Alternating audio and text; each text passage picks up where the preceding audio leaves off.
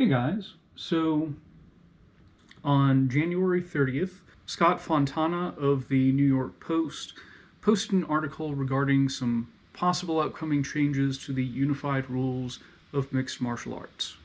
So, Andy Foster, who is the executive director for the California State Athletic Commission, is hitting up a committee for the Association of Boxing Commissions and Combative Sports.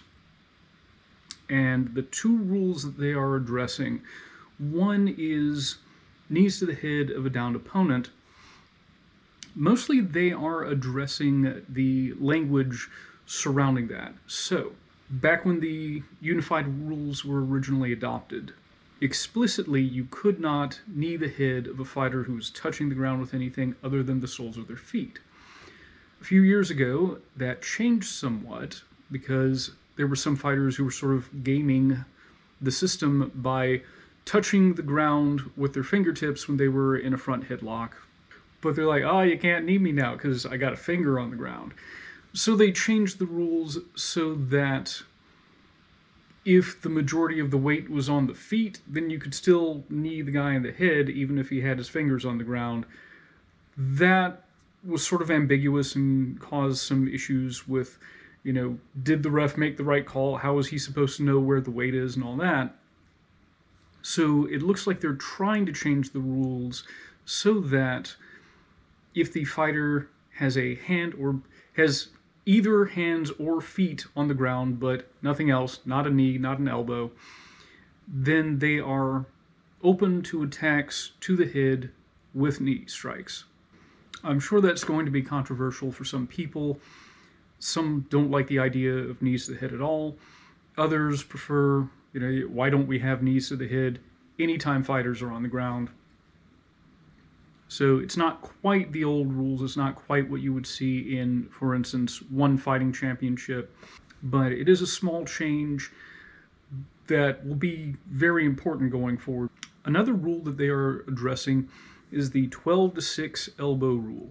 So, in the original unified rules, as they were written, you could not attack a fighter with an elbow strike that went from the 12 o'clock position to the 6 o'clock position. In other words, directly vertically up and down. Now, this caused some confusion. I've got Big John McCarthy's autobiography. He's a longtime UFC referee, MMA referee. And another referee, I think it was Herb Dean, had warned a fighter who was on his back against elbowing the top of the guy's head, even though the path of that elbow was horizontal as opposed to vertical.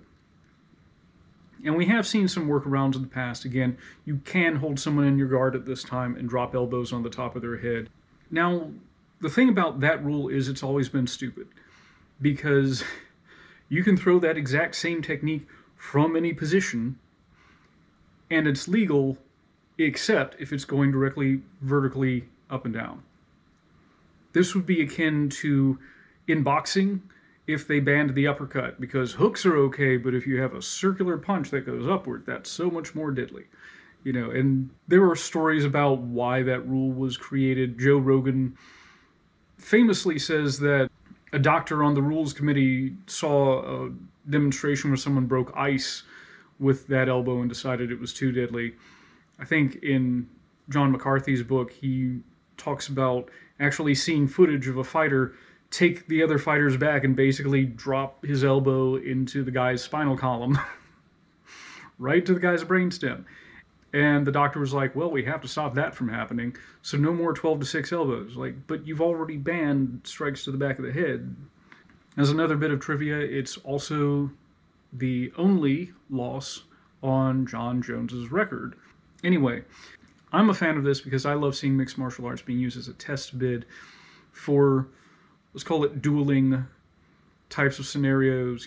What can we bring to the table in this environment? How can we use it? And I'm excited to see the use of the 12-6 elbow in particular being brought back. I think we're probably going to see it in the clinch. I think sometimes they're called tomahawk elbows in Muay Thai. Obviously on the ground, it can be a pretty vicious weapon. So yeah, I'm happy because they changed it, because it was a stupid rule.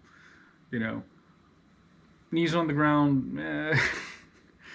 I don't feel one way or another about that. I understand why the public may not want to see it, but I'm generally a fan of giving the fighters more weapons to work with.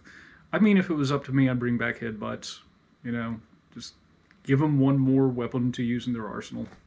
So anyway, that's the news. It sounds like it will be voted on in the summer. So we're not going to see that change immediately happen, and I might be misunderstanding this, but I think what happens after that, after the commission makes their ruling, then the state athletic and boxing commissions in the individual states will then have to approve those amendments. So this may not be coming to an MMA fight near you, but I am hopeful that we will be seeing the adoption of these rules by next year.